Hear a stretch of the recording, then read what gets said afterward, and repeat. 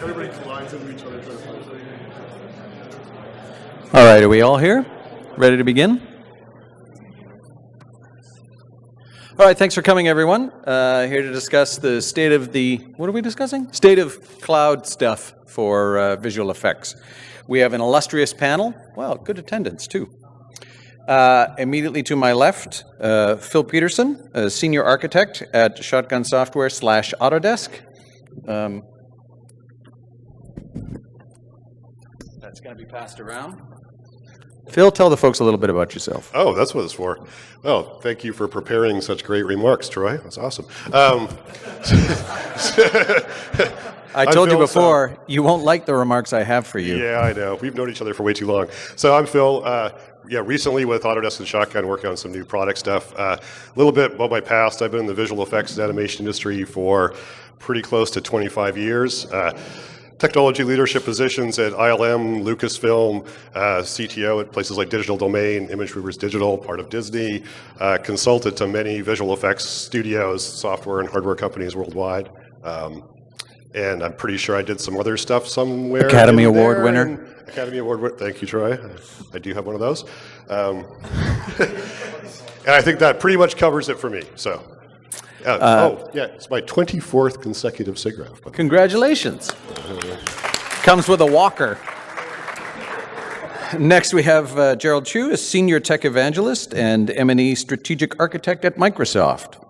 Yeah, so I'm not as accomplished as Phil, but worked at a few places before Microsoft. Worked at AWS, worked at Atomic Fiction, worked at ILM, Pixar, IMD with Phil and Kevin, and Tippett Studio. Started as a render wrangler there, so really worked from my ground up in the industry and working in infrastructure and mostly engineering roles. So happy to be here and happy to be talking with these guys. Next we have Kevin Baillie, co-founder of Atomic Fiction and currently CEO at Conductor IO. Yep, I'm Kevin. I have been in the visual effects industry for not quite as long as Phil, but I'm trying to get there. It's a fruitless effort to get, but yeah, exactly. So about 20 years now. Got my start at Lucasfilm in 1997 as a previs artist on Star Wars Episode 1, and I worked at the Orphanage after then, and Image Movers Digital with Phil. And after having seen it done, kind of both the sort of scrappy, just show by show way, and then the Disney well-funded way, we decided to, my buddy Ryan and I decided to start Atomic Fiction 6 years ago. We're now about 160 people in 2 countries, and are doing cool visual effects for a bunch of the bigger movies out there. Also running Conductor IO, which is a company that is basically providing cloud rendering for everyone, right? So enabling the cloud rendering workflow for anyone who wants to do it.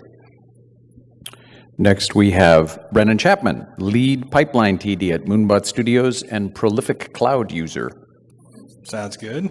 I feel in awe of everybody else because I've only been in the industry about 4 years now, so I'm great respect for everybody else's work. But we're based out of a studio in Shreveport, Louisiana. We got about 50 people, and we've been able to take advantage of cloud rendering to really bootstrap our pipeline to be able to do pretty amazing jobs with a small crew. So. And last but not least, Todd Prives, product manager at Google. Thanks. So I've been in the visual effects software industry about 15 years. Worked for a while on a turnkey cloud rendering solution called Zinc, which was acquired by Google just about 2 years ago. So I'm product manager overseeing that and working with some of the large technology partners like Azure, Autodesk, The Foundry, ThinkBox Software to help enable studios use Google Cloud Platform for rendering. Excellent. I am your moderator, Troy Brooks. I'm currently the VP of Technology for DHX Studios, using the how old am I compared to Phil metric, exactly the same. We went to school together. So we had a similar discussion with some of you last year about the state of the art in cloud for VFX. And 1 year later, I think a good place to get started is how much has changed. I think a lot in terms of adoption and barriers to entry dropping away. Who wants to leap in on that? Well, Todd's got the mic. I'll go ahead and start because I think one of the biggest things as a cloud provider you hear are concerns about security. despite the fact that obviously the Google infrastructure, or for that matter, the Microsoft or the Amazon infrastructure, is the same infrastructure that's powering those companies. So security is paramount to just the existence and success of those companies. There's a lot of concerns specific to the motion picture industry and the concerns over standards and what studios will and will not let you do. And I will certainly say, and Kevin can probably speak to this as well, given the high-profile work he's done, but certainly we've seen a lot of strides made when it comes to what the Hollywood production studios will actually permit on cloud. And it's really been a case-by-case basis, working individually to educate them about what our cloud platform can do. But we've started to get to the point now where we're seeing major tier 1 theatrical movies now being rendered on public cloud, thanks to the work that we put in with studios. And I would think you, again, having done all these big movies, could talk to that someone as well, and having been doing it for a while. Yeah, no, I think you're absolutely right. I mean, it's a thing that you can make a really secure cloud implementation. You can make a really insecure cloud implementation, right? So it's I think there's been a lot of learning going on over the last year in addressing exactly what it is that Todd's been talking about how to make cloud secure and how to get buy-in from the studios. And we've had there was one particular studio who just Atomic Fiction was trying to do a job using Conductor, and they said, nope, you can't do it.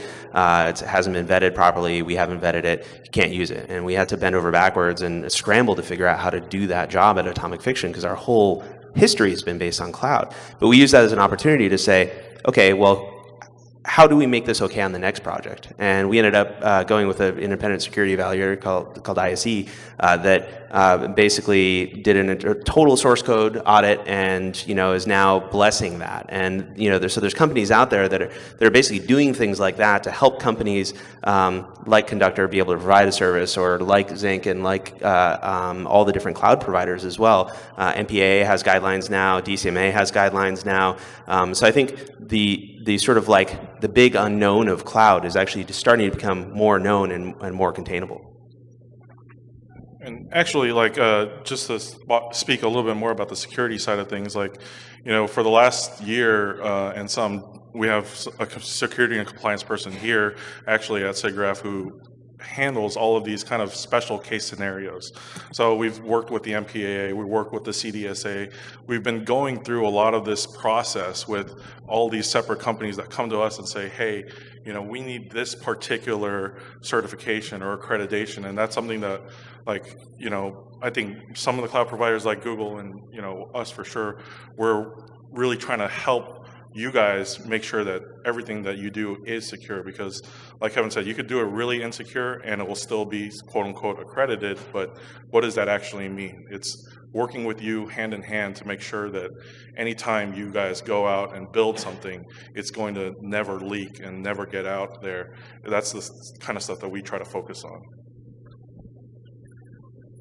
Although we're not, the company I work for now, or at least part of the shotgun part, we're not, we don't do cloud rendering, obviously, we're production management, but I think it shows a little bit about the security concerns, or the industry's maturing around it as well. I mean, as a production management product, we're in over 900 studios worldwide, most of which are hosted services. So, security is a huge deal for us. We invest an enormous amount of attention to it, but then people are now starting to actually believe that we're doing the right thing. And there's a level of trust that's happening, so I think that's good. I think one of the things that we haven't touched on, though, that's changed or starting to change in the last year is, from the software perspective, is that people are really actually now starting to make traction on changing licensing models. So it makes a lot more sense in the cloud. This has not been an easy thing in the past. It's still not really easy today, but there's a level of awareness, and people are actually trying to do stuff. Well, that's an interesting comment as well in terms of barriers to entry or barriers to getting into the cloud. And I know, Todd, with Zinc, one of the things you started with was providing licensing through the cloud service itself. To what degree do you think that model will continue, where there are intermediaries for the licenses? And maybe, what degree do you think vendors are going to start picking up, metered licensing or other licensing models? Very soon. Yeah, so certainly I think Zinc for smaller studios has proven to be a relatively successful model, where studios don't have to go out and acquire licenses on demand. If you're rendering a job on 500 machines for 26 minutes, to go get 500 V-Ray or Arnold licenses can be quite challenging given the way vendors are set up. I think that, and certainly the way Conductor offers their services in a similar fashion, have sort of paved the way for these vendors to see the feasibility, the viability, and the profitability from cloud. So I think beyond that, it really goes to the point of being able to offer licensing in an on-demand fashion for studios that want to use cloud for their own custom pipeline. Maybe they don't want necessarily a turnkey solution from something like Zinc or Conductor, but at the same time, they're using the same tools. They're using V-Ray, they're using Arnold, they're using Cube, they're using Deadline.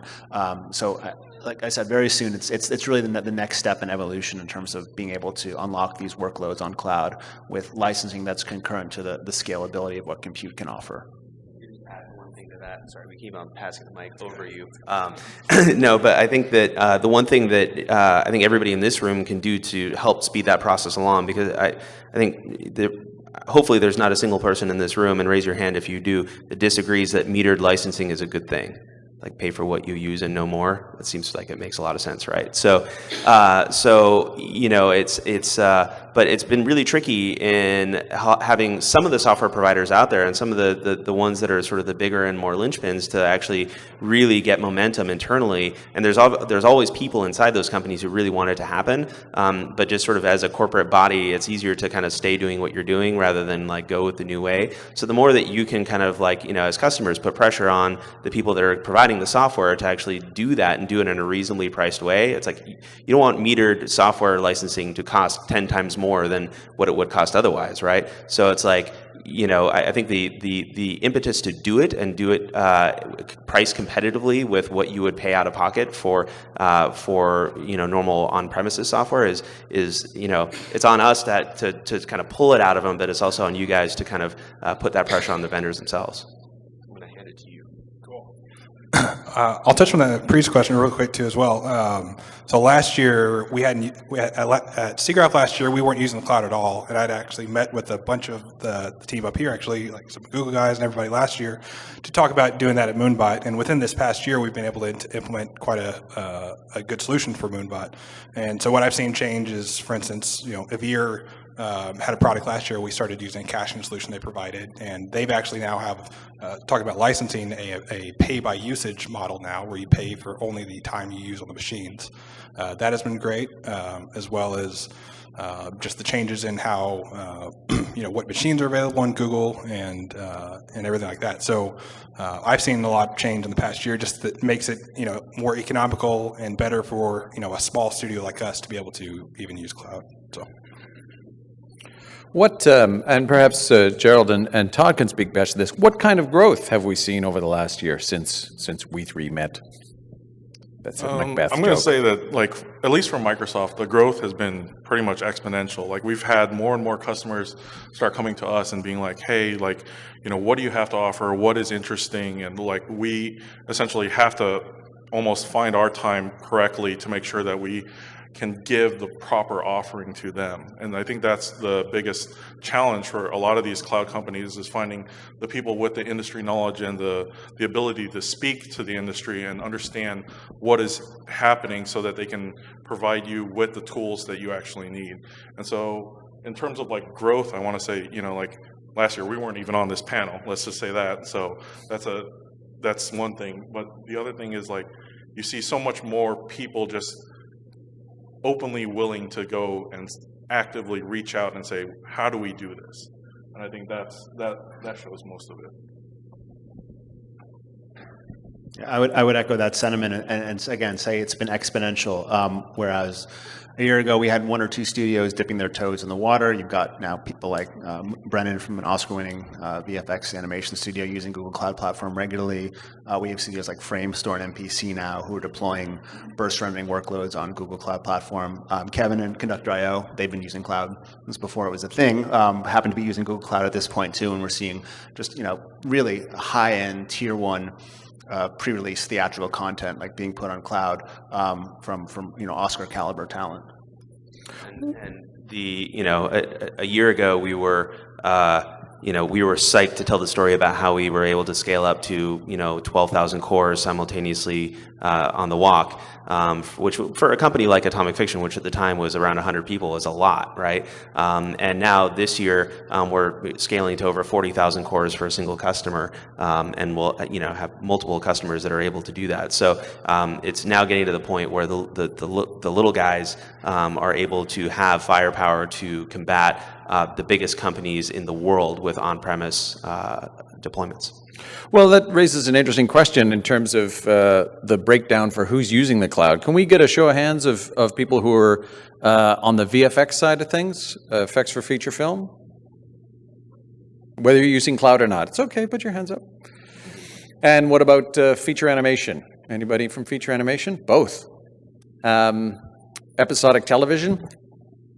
Oh, just me. Okay. No, a few back there. And what about commercials? Any categories I missed? Games? Cinematics? Architecture? Education? VR? VR? Anybody? That's the catchword, the buzz phrase. VR, AR? What in terms of cloud utilization then? What have you guys seen in terms of who's coming on as customers for Azure or for Google or for Conductor? Is it mostly visual effects or feature animation? I'd say that for at least Azure, I don't know about Google, but we've dealt with a lot of visual effects companies because I think the burst nature of the workflow really tends to lead to the cloud. Gaming companies have been also really big, and then like the oil and gas, like all of those industries aside, like they've been wholesale coming in because we have, or at least Microsoft has like all these big enterprise agreements with them where they're really already part of our ecosystem and building with our partners.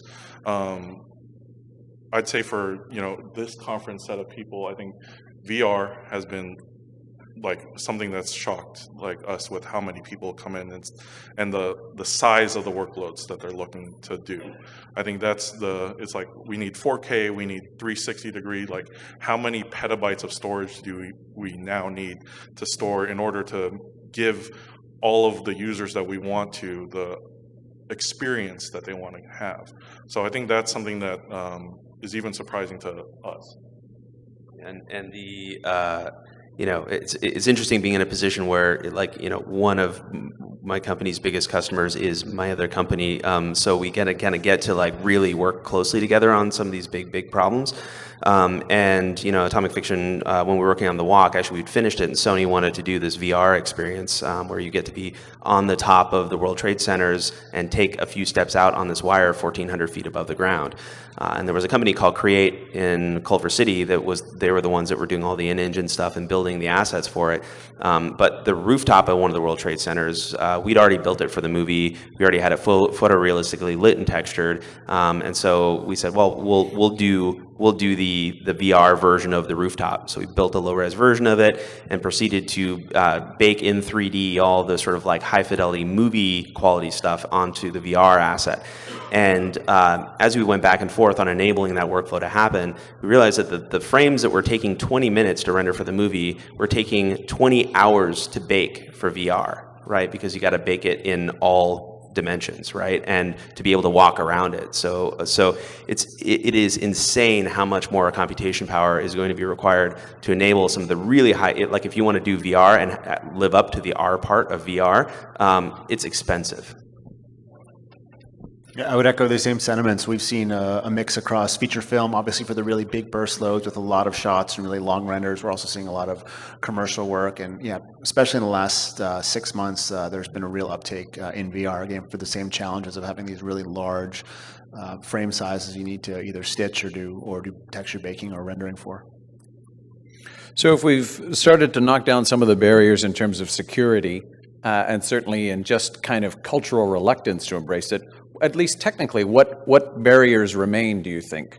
What are the impediments going forward for increased adoption? Let's ask the guys using cloud on a day-to-day basis.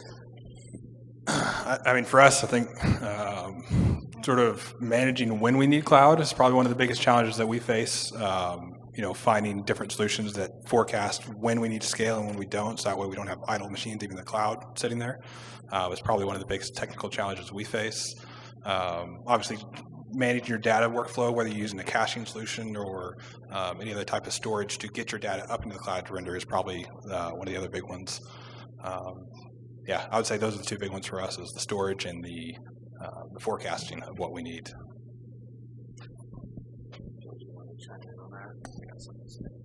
You think I have something to say, Kevin? Okay, so I think the storage thing is still an issue, I think. And I think one way to look at it is that there might be, and this is an overgeneralization, but there's two sort of dipoles, I guess, of how people use cloud and rendering today. And Conductor is sort of one way, and Sync is one way. They're kind of in a similar vein, where it's a service. You're making data accessible. You've got an API. It's performing computation. You're getting a result back. It's a wonderful magic box.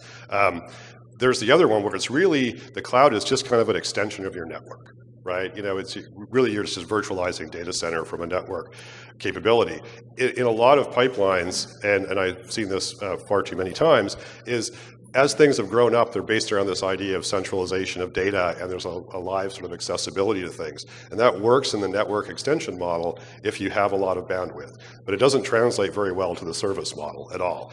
And I think one of the things that is a barrier and a challenge for a lot of people is how well any DCC package can self-actualize and understand what it's actually depending on in order to perform the computation. There's a lot of work that goes into that, and just how pipelines are really constructed.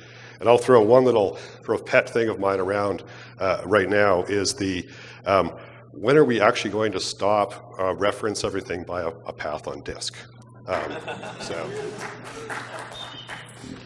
Well, and I think that ties into it something, Kevin, you and I were discussing before the talk about addressing the scarcity mindset. When you have an internal set of resources, you approach renders or the use of those resources in a different way than if you think, well, every shot I do or everything I can do, I can just throw it to the cloud and go as wide as I need because my costs are going to be the same, whether I'm wide or focused on that narrow set of resources I have locally. How do you help people think of this in a different way, not just as an extension of their internal resources, but as a really, I'm going to say, paradigm shift? Yeah, I mean, I think it kind of is, and I think that the way to convince people is to show them, right? And that's why tools like Conductor are kind of built to work in the way that everybody's used to working.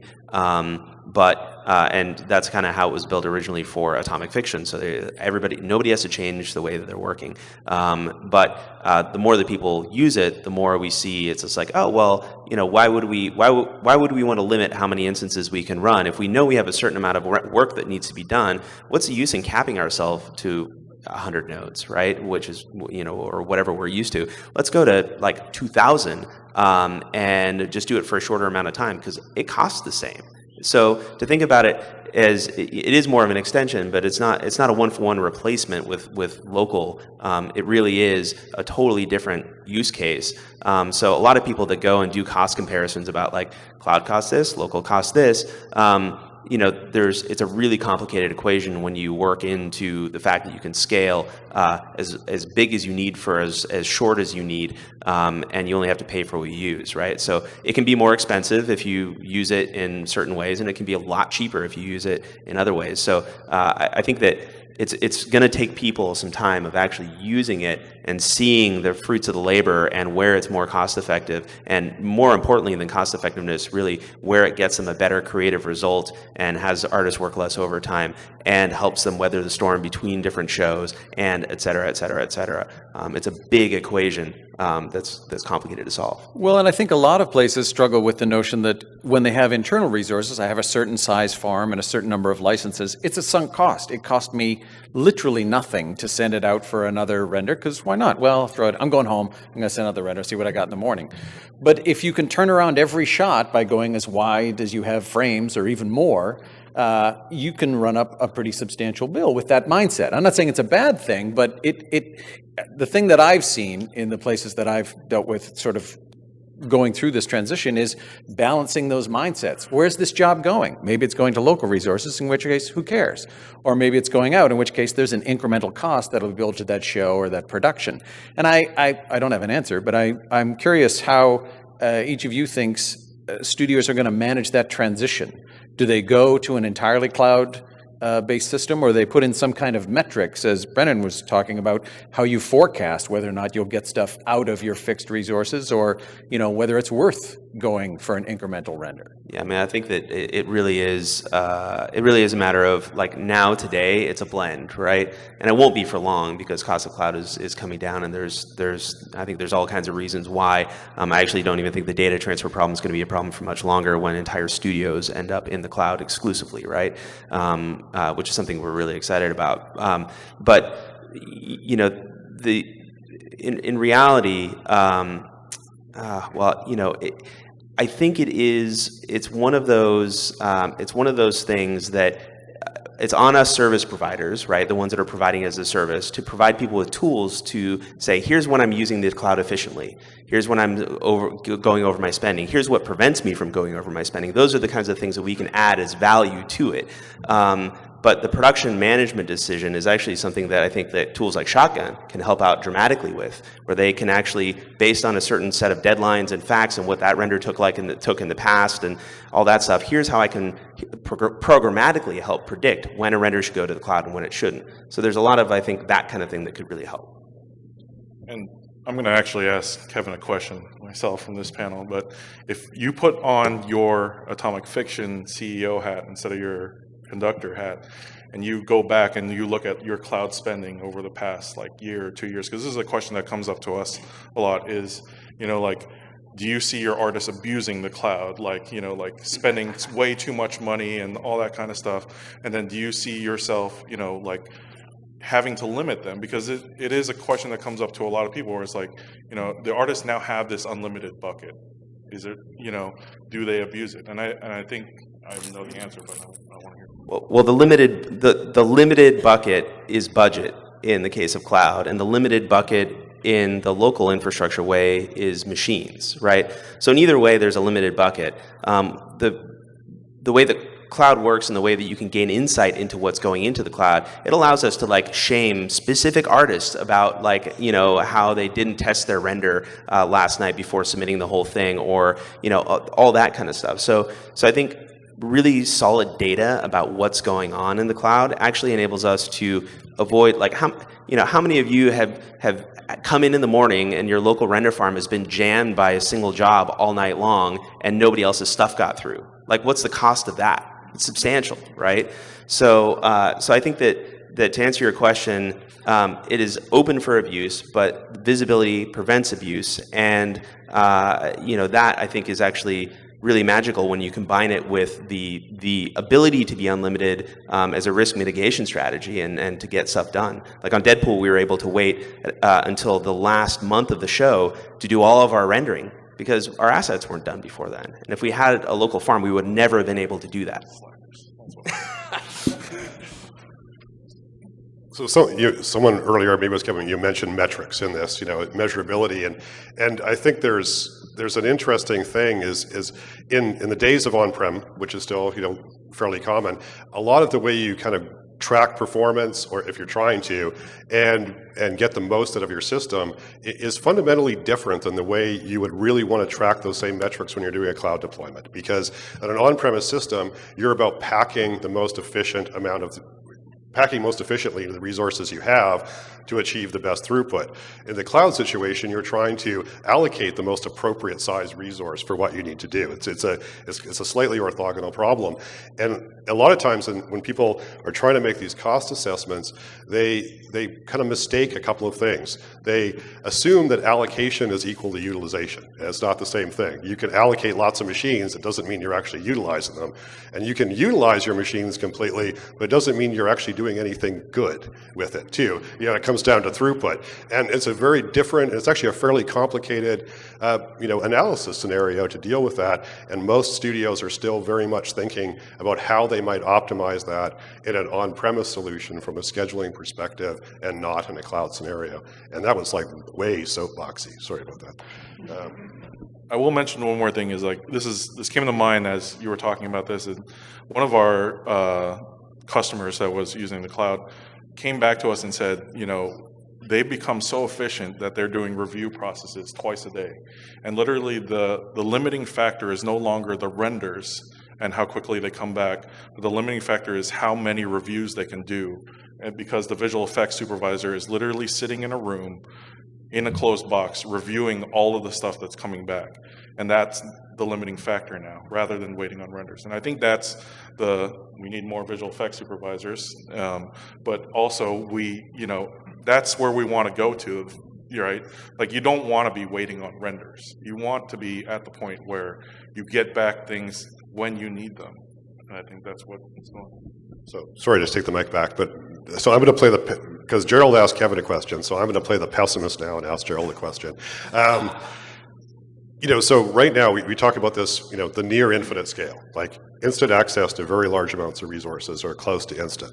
And if you think about that, or the way I think about it is, the only way you can do that is if you have enough overhead, you have enough dynamic headroom in the availability of resources. And when industries are growing, then you have a resource pool and sort of those peaks, you're able to sustain those peaks. So what do you guys think if everybody in this room and every company we work for adopts the cloud, goes for infinite scalable resources in that sense? Are the providers going to be able to have the headroom to address that consistently and be in business? That's probably over my pay grade, but yeah, it is a question that's asked to us about a lot. And I think the hard part for any cloud provider is the bursting nature of this industry in particular. With other industries such as oil and gas, with genomics and stuff like that, they actually have kind of that set thing that we can actually build data centers around, where we're building out to the scale that we know wants to exist. Now, if this industry comes along and they say, okay, we all of a sudden get 100 customers that say we need 10,000 cores, can we provide that tomorrow? In West US, maybe around the world, yes, we can do that. In West US, no. I'm going to be honest, like, we can't provide 200,000 cores to all you tomorrow. Like, that's just not going to happen, right?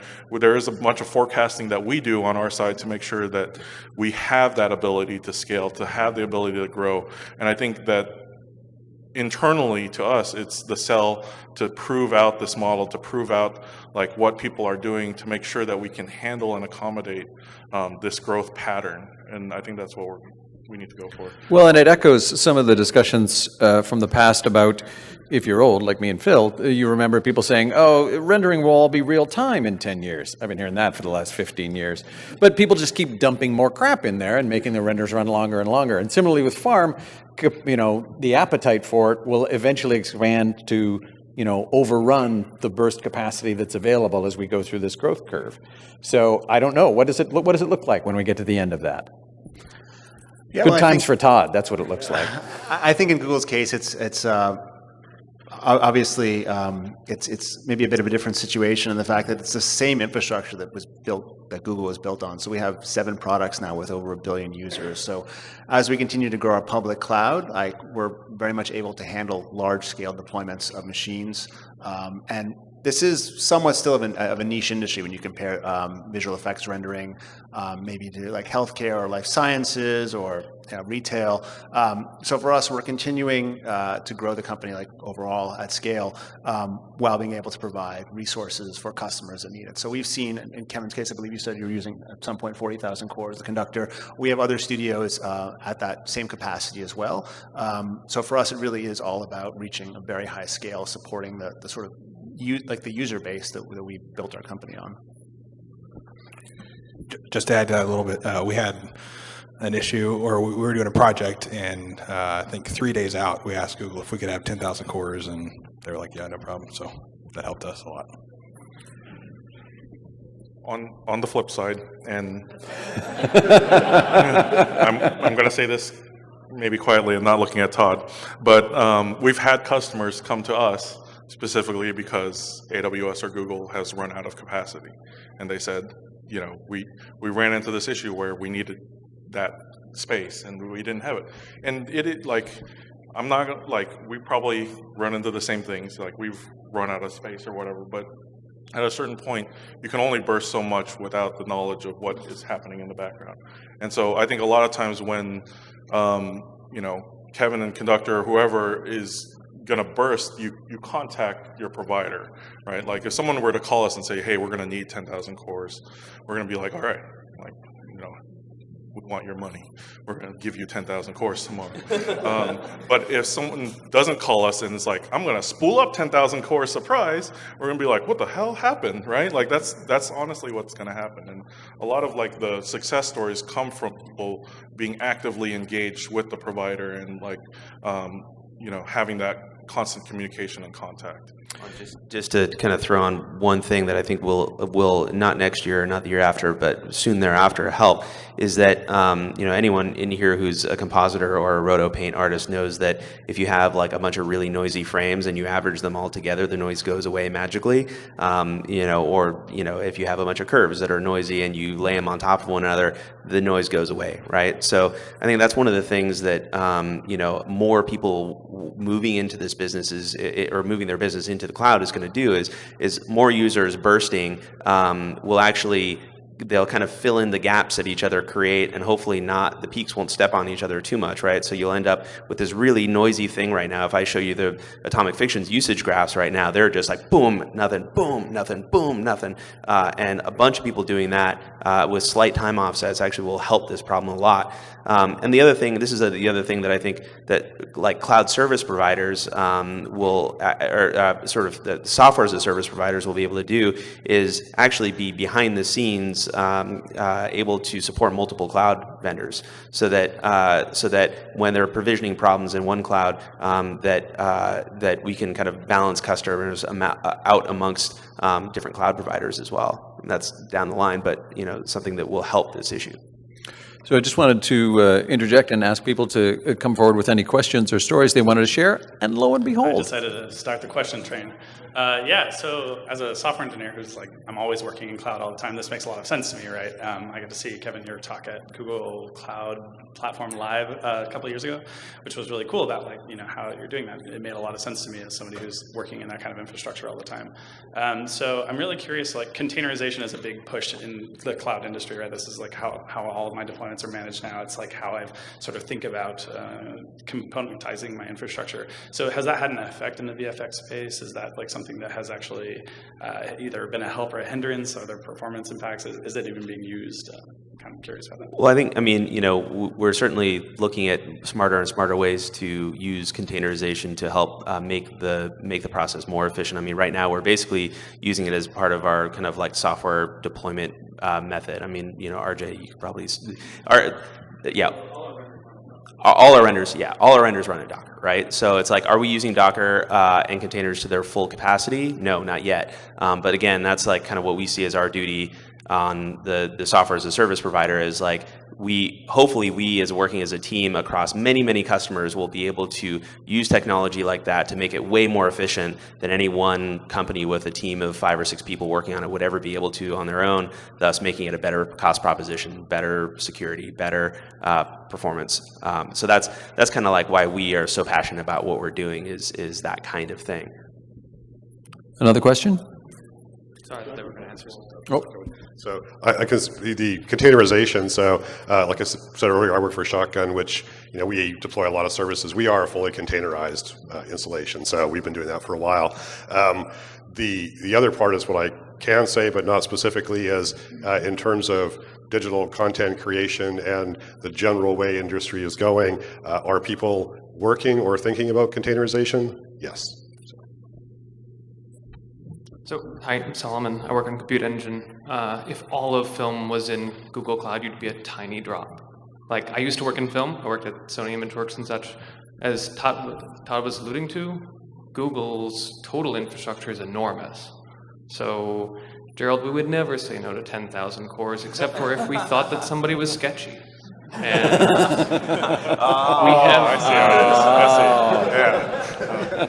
and we have a new feature for preemptible, which I built and launched, called preemptible quotas. So if people want tens of thousands of cores, and we don't care if you're sketchy or not, because you can't get in the way of other people, contact me or Todd or any of other people here. It's interesting to note that visual effects occupies a larger amount of mind share for a lot of vendors than would normally be warranted by its size. You know, we get a lot of attention from storage because it tends to push the envelope in terms of performance issues, not in terms of margins or money to be made. But it's sexy, it's sizzle. We use that as a loss leader.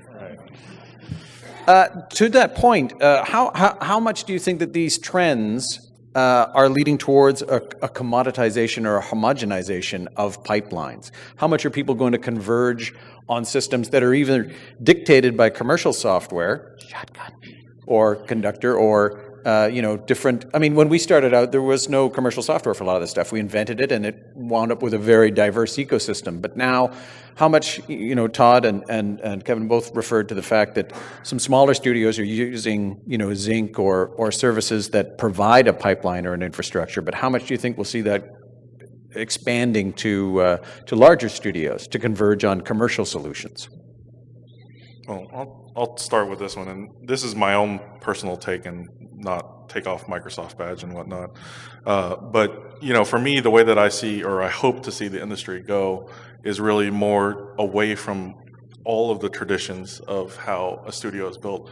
And so instead of potentially building out this whole big infrastructure for all these people, you essentially can go through and maybe just select, like, here are my artists and here's who I need, and they work from home and they can do everything, and they're certified by some sort of board, and you work in the cloud because that's all secure and all what you can do, but that's like the way down the line, like where instead of a commodity of hardware or software, like you have tasks and tools, and people are specialized in those things, and they get hired based on those abilities, right? Instead of this way right now where you literally have visual effects nomads, right? Where they're moving from, one tax subsidy to another tax subsidy, and it's not right. Like, that's just my own personal feeling. And so, like, helping build all this in the cloud for me is a way of saying, like, people should be able to work where they need to work, do what they love to do, and, be able to grow their business that way. So. Yeah, I mean, I think that would be cool. All right, motion carried. Yeah. No, but and then I think there's the in between, right? I think the words of wisdom that Don Parker of Shotgun fame once kind of explained to me was like, he's like, we built that, Shotgun has their asset management system, and it used to be called Tank, and they built like 3 versions of Tank. I think it was 3. It was 2 or 3 versions of Tank. 3 versions of Tank. That were all like varying levels of super awesome and totally different from what people were used to, but super awesome. It's like, this is better than anything you've ever seen. And people didn't give a shit because it forced them to change the way that they worked. It was too much work to try to figure out how to use what they had done. So his kind of words of wisdom are like build what people are used to, help them into this new world, and then they'll see where it's going to go on their own, right? And I think that the amazing thing of, like, as we get to the point where, like, as a part of Conductor, we'll offer like the whole studio in the cloud. Like, you log into a remote workstation and you have a bunch of artists in a room who have like Raspberry Pis on their desks and monitors, and that's it. It will make it so that maybe it's not work from home for everybody, but maybe at least the industry is honest about the nomadic nature of it, right? Which it kind of lies to a lot of people right now, but maybe it's honest and it says, hey, I need you, just like on a movie shoot, I need you to come to New Orleans for 3 weeks to work on this production, and it's going to be 40 artists doing 20 shots or whatever. So I think there's sort of a gradient of like how cloud can kind of help us be led into this world that is like very, very different from what it is today. Yeah, Gerald does like working from home, I can tell you that. I would just add to this, I think we're seeing like definitely delineations in terms of the type of studio and what sort of tools they're using for rendering. So it's certainly the case of Zinc. It's definitely geared more towards the smaller studios that don't have as much of a complex pipeline. But as you go up the stack, and regardless, everyone's using Maya, everyone's using Houdini, everyone's using V-Ray or Arnold or Nuke. I think the varying degrees of complexity, like in the workflow, in the execution, in the pipeline, and how you structure things, really determines essentially how you use cloud. Do you use a managed service, or do you essentially use the base components? And certainly, like my experience so far is once you start dealing with the really large studios that have this ingrained way in pipeline in this workflow. And despite the fact they're using V-Ray and Arnold and Maya, just like the smaller studios, it becomes much more about using the core resources that Google offers, or Microsoft for that matter, or AWS. So it's about having the compute resources, the scalability. It's about having the storage. It's having the network. It's having the points of presence to ingest the data. But really, from that point on, I certainly see in the next few years, like the large studios continuing to maintain like an on-premise infrastructure and really use cloud as sort of an extension of that environment that they're running locally. Question. Yeah, I've actually got two questions. I'll be quick. But the first one is, I have a small studio. I just do architectural renderings. It's funny that you're equating the local versus the cloud resources. You're talking about that cloud is cost and that local is like resources. But really, I would argue more fundamentally, you both have the same shared resource, which is really time, in a way, time, the whole time and cost thing. And again, this is kind of a funny comment in the sense that sometimes I would think of cloud rendering, if I had to use cloud rendering, I've used it before, but only when I'm really in trouble. And there is that whole almost thing of, well, can you not just manage your resources to meet the deadline?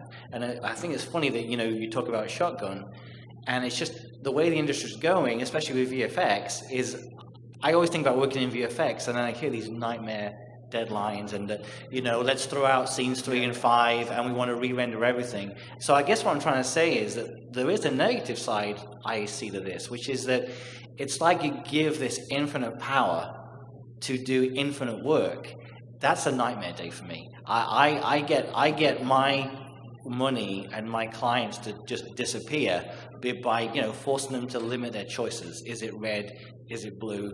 Make a choice by 5. We've only got 3 hours to render. But suddenly when you give somebody infinite power and infinite time, you talk about the only limitation was how many edits they could do a day, I'd lose my mind. Because it's like, hey, rather than having 1 edit, or you get 2 edits before Friday's deadline, I can have 37 edits and see this room in every color that my wife can pick. And all I've got to do is just keep rendering.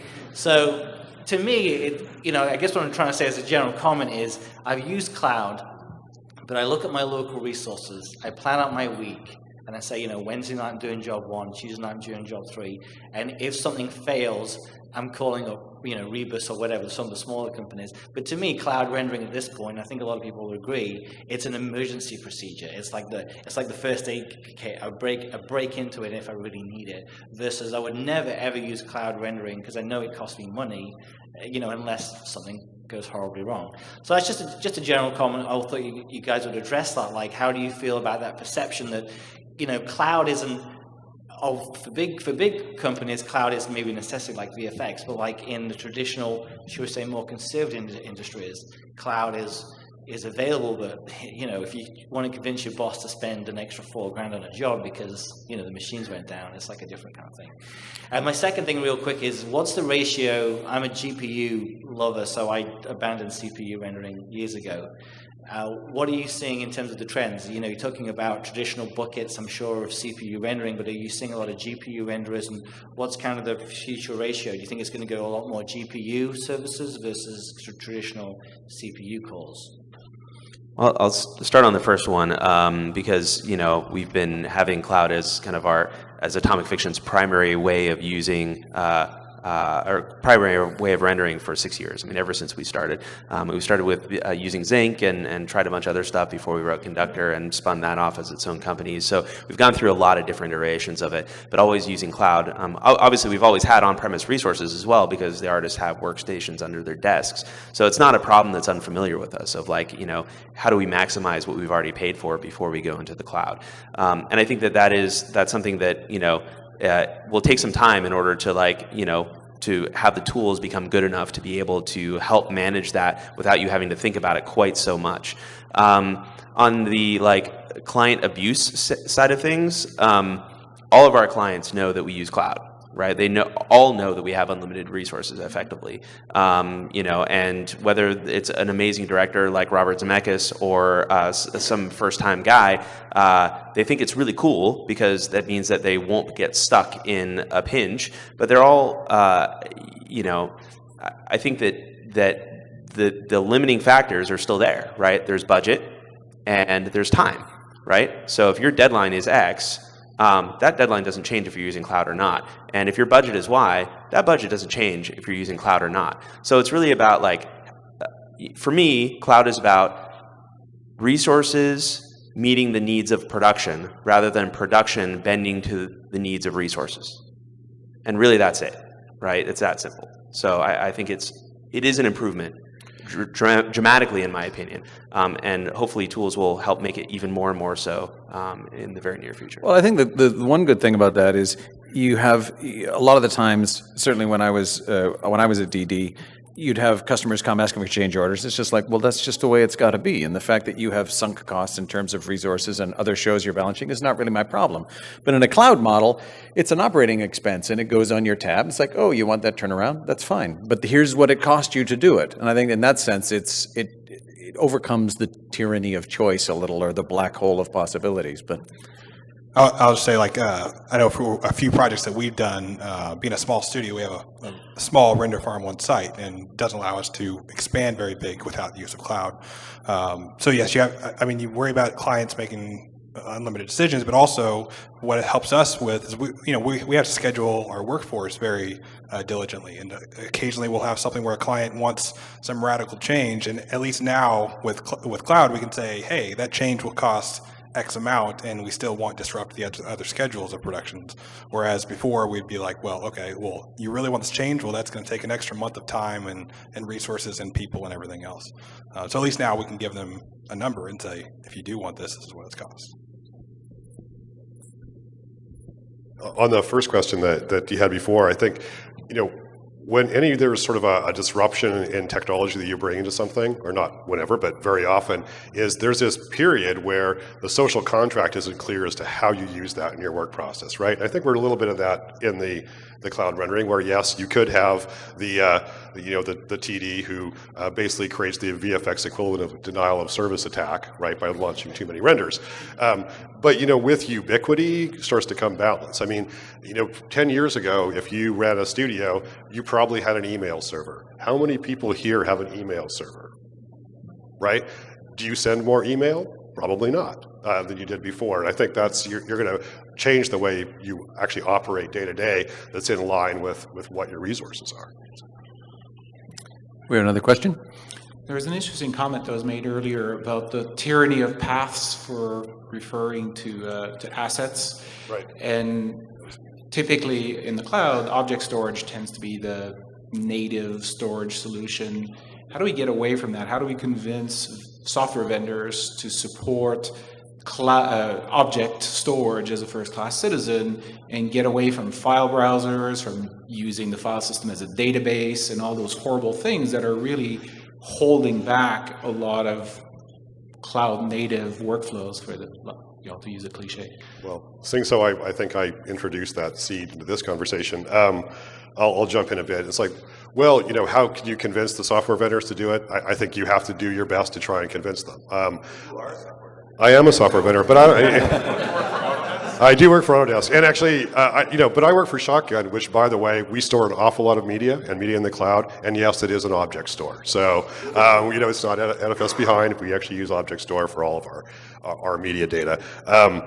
But I think it's not easy to change something like a Maya or a Houdini to get away from that path. But it's also the database sort of concept of using a file system as a database in a weird sort of way has just become a pattern that's evolved sort of over the years with how studios work. But I'll go a little tangential for a minute here. In prior years, I've consulted with lots of companies, including very large storage manufacturers, and how you actually design storage systems for big entertainment situations. And it's a generalization. It's not every studio, but I have seen studios with multi-petabyte storage infrastructures where fully 85% of their cost of infrastructure and storage was looking up paths and not actually reading and writing data. It's a really, really large sunk cost. So I think one of the ways to convince the both the software vendors, is to put pressure on the companies and have them self-realize that are they in that situation, and are they really using the resources they're paying a lot of money for. Now, if there's anybody in here from EMC or NetApp, I'm probably in huge trouble saying, we should spend a lot less money on storage infrastructure, but I think that's a big part of it, and it doesn't scale. So I'm kind of hoping that people push for a more abstract notion of pathing. So we're coming close to the end of our time. Time for one more question? Sure.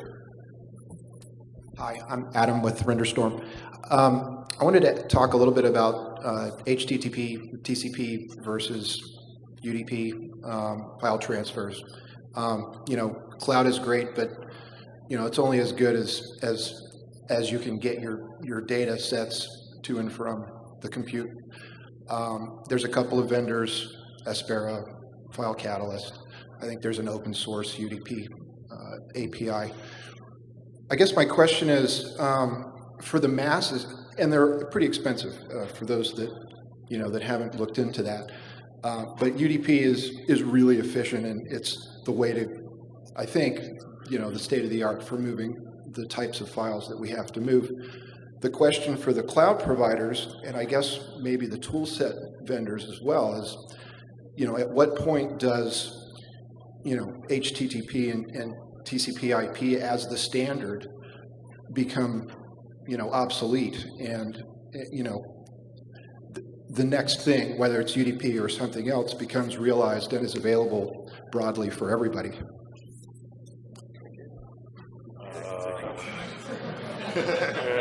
I'll start. Yeah, I mean, like Atomic Fiction, as a visual effects company, we have a very expensive Aspera server that we use to do all of our file transfers to clients and between subcontractors and other companies that we work with, like DNEG on Star Trek. Everybody's got an Aspera license to be able to solve this problem across the ocean, and it is really expensive. They have a great product, but it's really pricey. The open source UDP stuff, I know we slaved away for a while trying to implement that as kind of part of the Conductor workflow, and it's fraught with some issues, and actually even between studios at Atomic Fiction. So right now, I mean, we're sort of beholden to the vendors out there that do offer it commercially, and they're sort of licensing and integration of that technology in order to speed stuff up, or you just massively parallelize your TCP transfers, right? So it's like when you upload into Conductor, it spawns like whatever 16 threads that all like try to shove it up there as fast as possible, regardless of distance. So there are kind of workarounds to it, but obviously the commercially available software needs to I wouldn't say get better, but just come down in price in order to make it tenable to use that stuff on a daily basis. Okay, I wasn't sure where I was going to start with this, but I will start with this somewhere. Yeah. So I think that this is a common thing that comes up a lot when we talk to people, is like data transfer.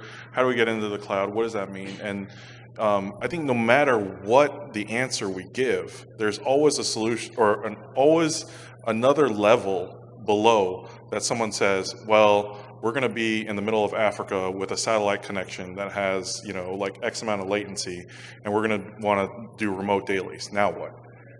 Like there's always something somewhere where that data connection, no matter how well we deal with the transfer, is going to be an issue.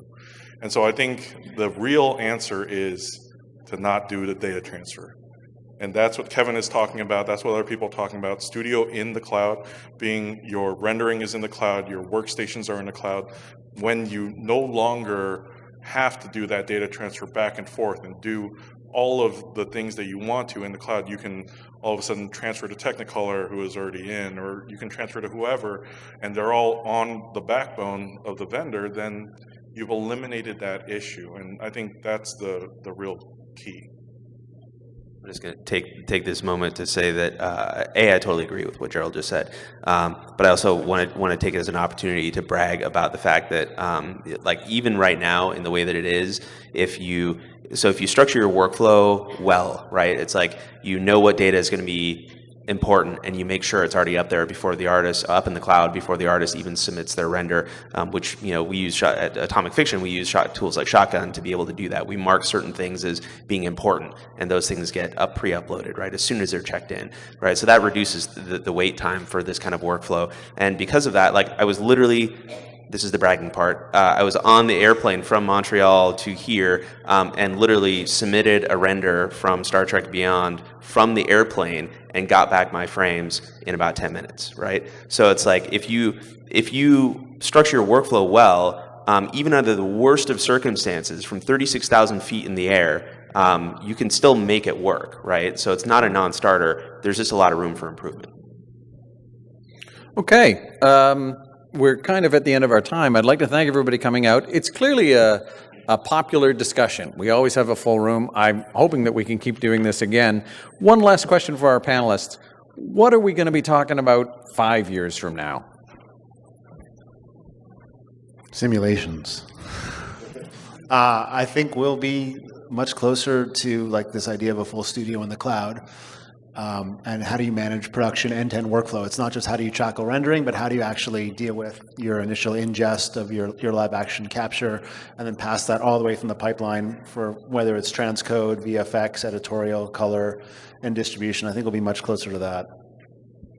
I would agree. I think the unified cloud workflow is definitely going to be, hopefully, what we're talking about in 5 years, where workstations, everything is cloud, and how that works, and how you take the unlimited scaling of rendering problem to now the unlimited scaling of workstations, and maybe how that all impacts together.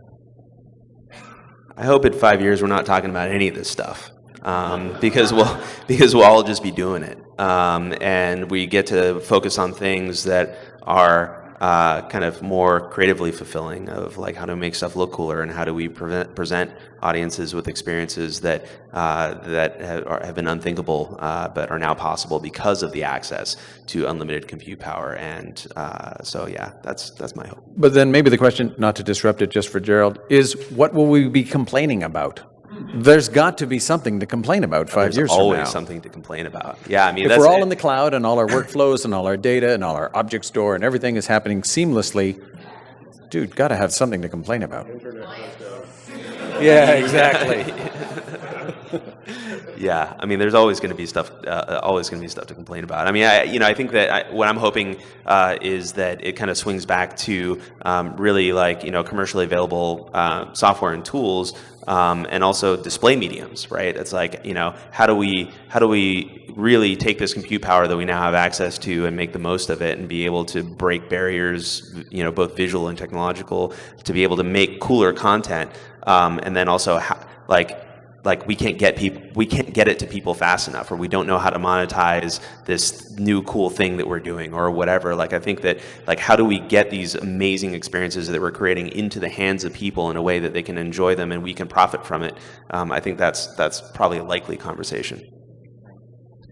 And I think in the same light, like, yeah, like, let's eliminate like talking about like what cloud vendor, what all of that kind of stuff. I think in 5 years it really will be, or I hope it will be, that essentially we're talking about, I have so much data in the cloud, I have so much data that is living and existing up there, I don't know what to do with it and how to get it to people fast enough. And it's more like, how do I monetize, like you said, that data? How do I get back what I want when I want it? And how do I give it to people exactly when they need it, or even preemptively, right? Like the knowledge and the AI behind it, and like figuring out like what people want before they even want it, I think is probably where we're going to be talking about. Well, I don't disagree with any of those things, which is amazing, actually. But the